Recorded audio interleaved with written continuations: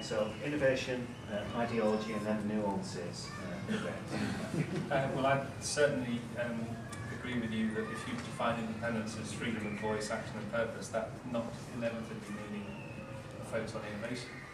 It's the freedom to do what you think needs to be done.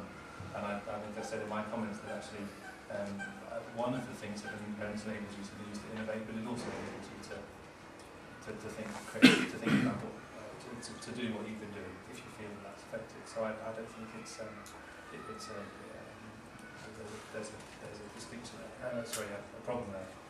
In terms about the appropriate role of the sector, and this being not necessarily a technical debate, the appropriate role of that organisation is exactly the sorts of discussions that I think were prompted in these organisations that we were supporting. And I'm sure you're right that taking those discussions at an organisational level to a sector level is extremely desirable. And I agree with Pete's points about that it's not absolute, it's relative, and it's extremely diverse. And I think that's what interested our trustees around, well, how do you help different organisations in different parts of the sector develop tools and strength to cope with that diversity? On innovation, my first reaction was yes, and then my second reaction was no, and then I decided that maybe delivery charities probably think innovations, all the funders want to fund innovation, and the innovative charities think funders want to fund all just delivery. Because I think from our perspective, we do deliver services but not government services. My big frustration a lot of the time is finding money to carry on some of the innovations we've already created. Impossible to find money just for pure campaigning. So I think it probably depends on your perspective. There's probably just a lack of money for everybody, and depending on your perspective, you probably think that everyone else is getting money and you're not. So I'm not quite sure convinced on that one. The role of the sector, for me, the question that I hope I posed around the dichotomy that I see between delivering public services and delivering on the gaps between public services is absolutely about questioning what the role of the sector is. And on independence, relative, not absolute, I don't know. It's going beyond the limits of what I've thought about, so I won't give an ill-educated answer, but I guess that it comes to this central concern around the difficulty with the relative concept is the challenges of communicating what that means to the public, for instance.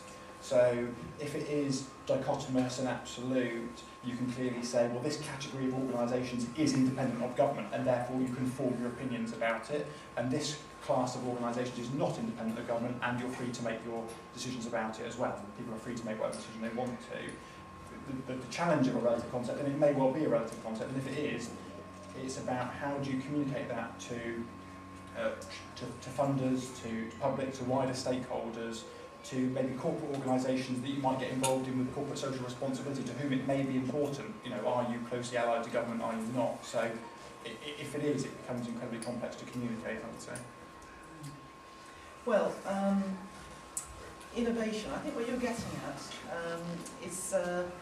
was described in a response which I was reading yesterday from somebody who responded to our consultation, and he was saying that we're providing some really good services actually in our small youth club, but we're constantly being asked, instead of being able to get money to do more of the same, we have to keep on bidding for money to do something different, something new, and that sort of comes to the heart of whether you're being diverted really from the clear purpose that you think is the right way of going about things.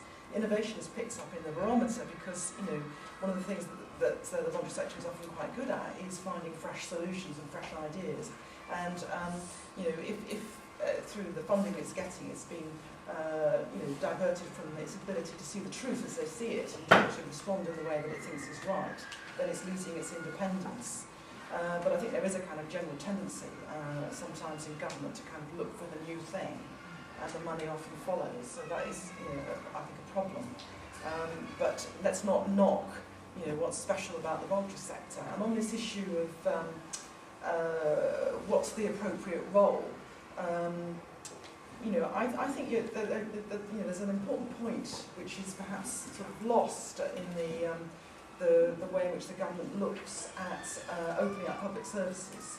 You know, it talks as if it's a kind of neutral issue, whether there's public services delivered by the private sector or the voluntary sector. And the thing which I think is potentially being lost is the special value that the voluntary sector might be able to bring. Because at its best, I mean, you know, this is not unique to the voluntary sector, but at its best, I think that it's very good at doing certain things very well, which meet diverse needs for diverse groups who may not, it may not be where the money is, but it, you know, it may be that voluntary group has a very deep commitment to the long-term interests of that group. And you know, I wonder as a sector, I mean, these are personal reflections really, but I wonder as a sector whether, you know, the sector itself is doing enough to articulate the value that it could bring to public services. There's a sort of ambivalence in the debate, and you know, there's a danger that it just simply becomes a kind of second-rate private sector provider in the government's eyes, because it just doesn't have, you know, the scale and perhaps the capacity to fill out some of the forms and do some of the things that the government might like to see. On the third point about, you know, this is a relative concept and is complex, I think that's so true, and I think, you know, the panel in coming up with the barometer was trying to capture some of that. You know, it's a very difficult concept to grasp.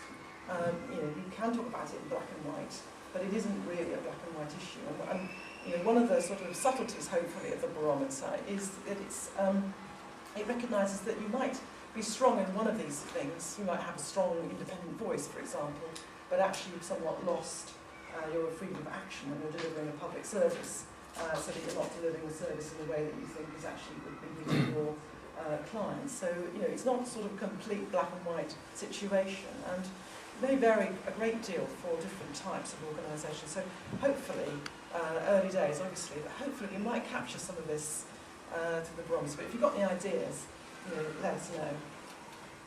Yeah. Look, Rob, in this case, I'd actually like to speak for our Association for Research on Voluntary and Community Sector, because we're an organisation that has been made independent by the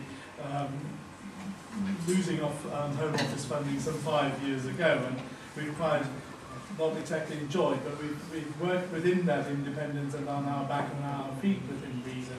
And so just on the way of expanding again and making international connections and all that, I want to specifically thank Carolyn for her mention of the relation between seeking influence and independence. Because for the last 5 years, it was great to be independent. There was no chance we were getting any more influence than we had, which was next to nothing. But now that we're in the stage of growing again, one starts to make, or certainly considers, making compromises in terms of alliances working together. And I was thinking of the chief executive that you mentioned as the end always justifies the means. And I guess, as I say, this is probably one of the key things that I can take home from this conference. I think we need to consider, not just on the sector level, but even on the local level. Every local organisation, if it wants to maintain its local influence with the local councillors and so forth, what type of compromises are we actually prepared to make? And they are not completely related. So I think it's a very important concept for us to pick up. I can see that people are starting to leave. It's 3 o'clock, so do you have any final observations you wish to make? My only final observation is that, you know, the panel wants to kick off a debate, and you know, it'd be great, you know, if you could stimulate that discussion to kind of keep that debate going in other ways, because I think people aren't talking about this issue enough, and hopefully by the time the panel's really got going, it'll be very much, you know, much more something that people do talk about, and you know, openly, you know, recognising the challenges that there are. Is there a simple web address? Yes, it's independencepanel.org.uk. If you just Google Independence Panel, you'll get it. And there's an email there. You can email me at Civil Exchange or info@independencepanel.org.uk.